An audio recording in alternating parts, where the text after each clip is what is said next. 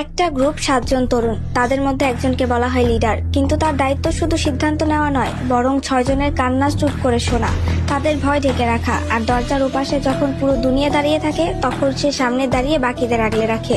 হ্যাঁ, আমি আরএমের কথাই বলছি, ওরফে কিম নামজুন। যখন বিটিএস নামটা কেউ চিনত না, নামজুন তখনও বিশ্বাস রাখতো এই 6 জন একদিন আকাশ ছুবে। যখন জাংকুক কনফিডেন্স হারিয়ে ফেলতো, নামজুন তাকে বলতো, তুমি পারবে, তুমি আমাদের গর্ব। যখন তাইয়াং আবেগে ভেঙে পড়তো, নামজুন চুপচাপ তার পাশে বসে থাকতো, একটা কথাও বলতো না, কিন্তু জানিয়ে দিত তুমি একা না।